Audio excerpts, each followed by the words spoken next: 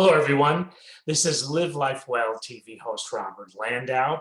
I'd like to welcome you to a very special program here on Live Life Well TV. Many of you know that for close to 10 years, I was an international cruise director, and it was then that I started to get a major interest in the grand ocean liners of yesterday.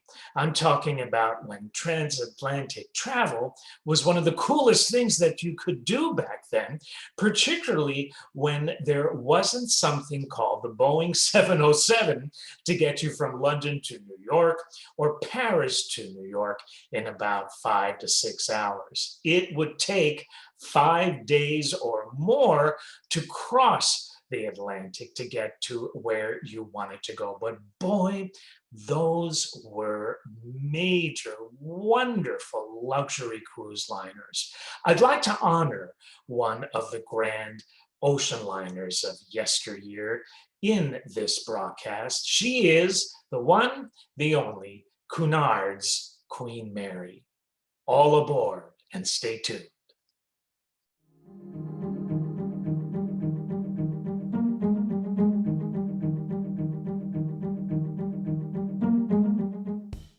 So why even build something as grand, something as big, something as luxurious as the Queen Mary?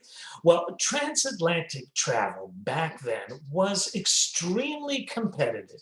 You had to have the best. You had to have the latest. You had to have the greatest. And need I say, you had to have the fastest cruise liner if you wanted to get market share. It was fiercely competitive. Cunard was well aware of this fact and really needed something grander than all of the competition had, or even more important than all of the competition was planning. Construction on the Queen Mary began in 1930, but something hit, and hit really big just a year later in 1931 that brought construction to a complete stop. And of course, that was the Great Depression. However, construction would resume in 1934. The Queen's maiden voyage to New York occurred on May 27, 1936, and needless to say, it was a major success. Cunard has always been known for doing things right. Just the name alone, Cunard Line, creates an aura of superior service and amazing, exceptional hospitality. Combine that with a brand new stunner of a ship, and you've really got a winning ocean-going combination. The Queen has, and not had, 27 stunning public rooms. And I'll tell you why I refer to her in the present as opposed to in the past. She also has more than 2,000 portholes that contain 2,500 square feet of glass. The Queen Mary's main restaurant was and is, in some cases, still one of the largest and grandest rooms ever built on a ship. It measures 16,874 square feet, and at one time could accommodate the restaurant 786 passengers at just one sitting. Think about that. A restaurant, whether it's ocean going or not, that at any one sitting can accommodate no less than 786 hungry passengers. The Queen Mary also had a dog hotel, which consisted of 26 kennels. Each kennel had a removable teak wood floor, a skylight to allow sunshine and ventilation, and also featured hot and cold running water. An 80-foot exercise deck for dogs could be found right next to the kennels. Each and every day, the Queen's cleaning staff had to vacuum no less than 6 miles of carpet. Now, of course, I'm not talking about the kennels any longer. I'm talking about on the Queen Mary as a whole. 6 miles of carpet to vacuum each and every day. Think about that. The restaurant staff would have to handle over 1 million pieces of china, glassware, and table silver that would be used to serve 10,000 meals a day. Stateroom staff would have to handle 210,000 towels, 30,000 sheets, 31,000 pillowcases just about each and every day as well. And not only that, but there were no less than 700 clocks and 600 telephones on the Queen. Now, mind you, when you sail from the UK to New York, you got a bit of a time change there. So can you imagine each and every crossing having to change no less than 700 clocks to reflect the correct time? Her gross tonnage was 80,774 tons. Her length, 1,018 feet. Her width, 118 feet. Her top speed was 29 knots. In her prime, she had 776 first-class cabins, 784 tourist class cabins, and 579 third class cabins. There are so many things that distinguish the Queen Mary from her competitors. So how about this? Mary was the only superliner of her time to ever turn in a profit for her owners. Think about that. That alone is an amazing fact. And because of that, Cunard must have been doing something, right? So what do you do when you have a home run ship such as that? You build another ship. You build a sister ship to duplicate the success of the original ship. Cunard decided to do that with the Queen Elizabeth, and she entered service in 1940. But let's back up a year to 1939 for a few moments. That was the month September of 1939 and the year that 3 of the world's most amazing transatlantic liners stood side by side at the piers in New York City. They were the Mauritania, the Ile-de-France, and the Queen Mary.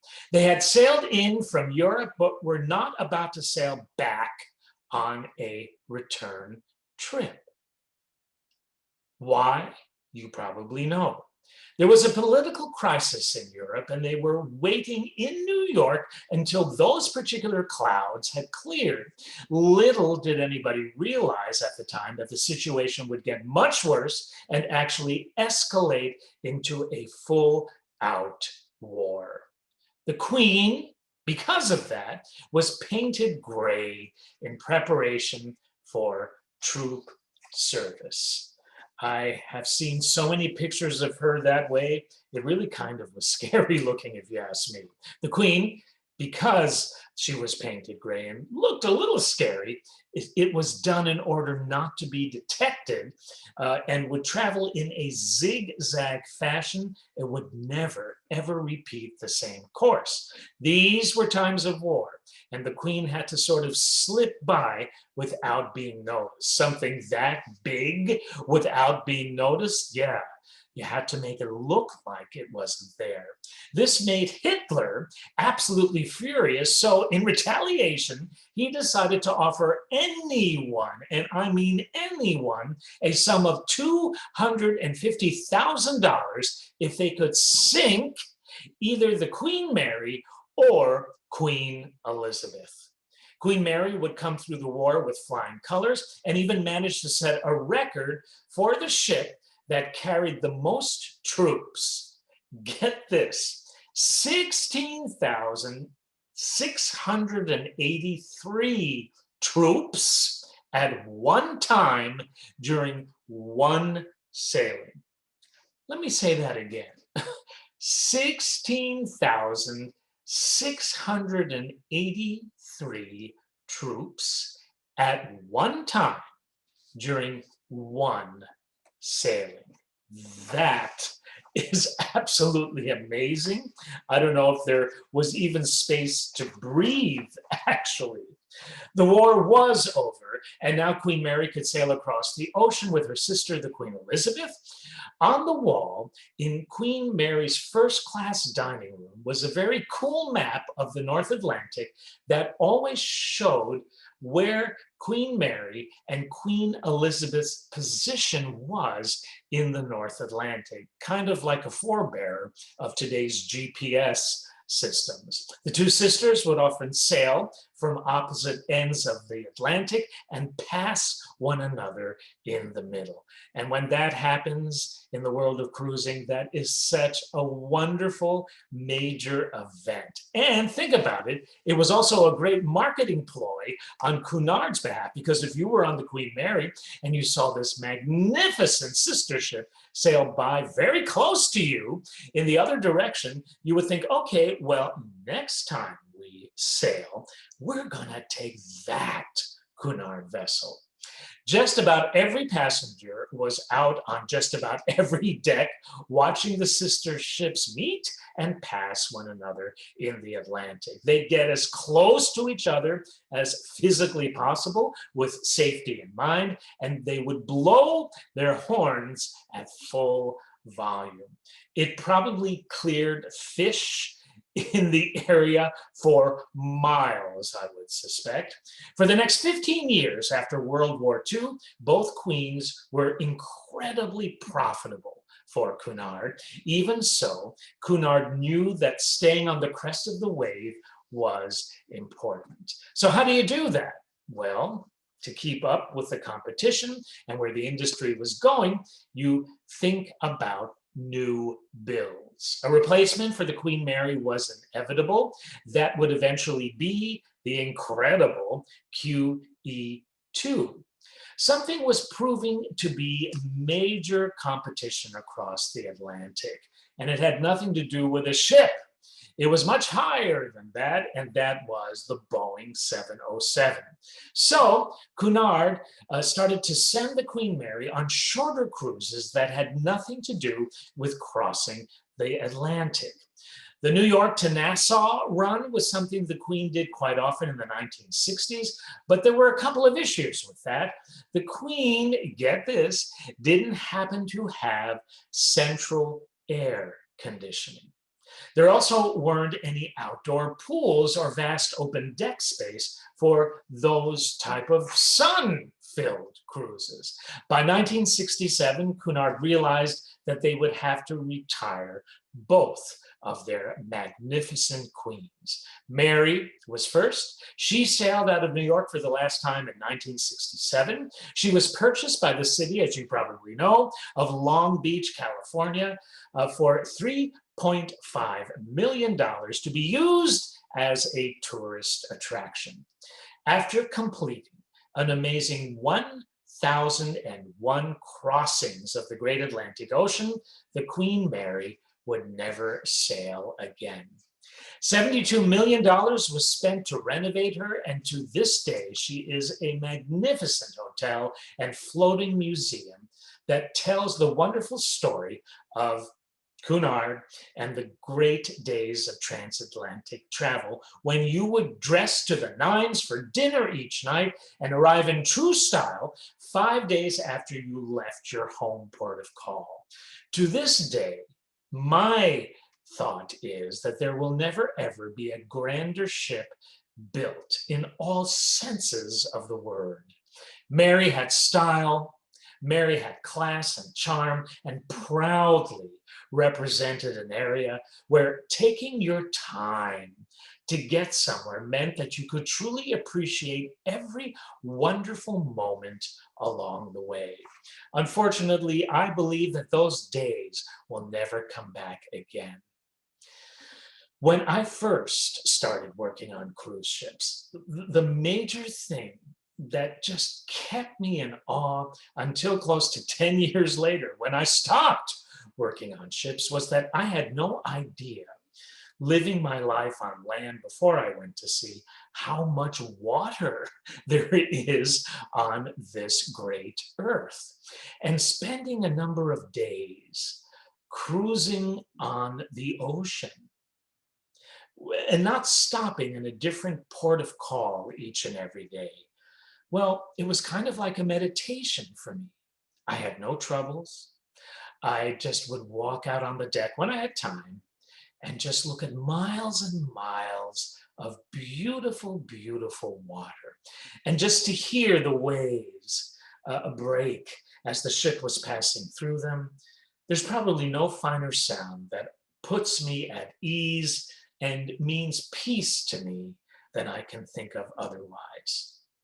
In an era when flying from place to place seems to happen before we even get there, the Queen Mary will always stand for the days when ships were ships and class was class. I'd like to thank you for joining me on this tribute to the great Queen Mary, Cunard's incredible vessel. And I would like to thank you as well for supporting Live Life Well TV. If this is the first time you're seeing a program here, we have over 300 programs for you to view, many with fun and continued learning in mind. I hope you'll take a look at some of those. And again, thank you for joining me for this special tribute. This has been Robert Landau, Live Life Well TV host, wishing you bon voyage and God bless.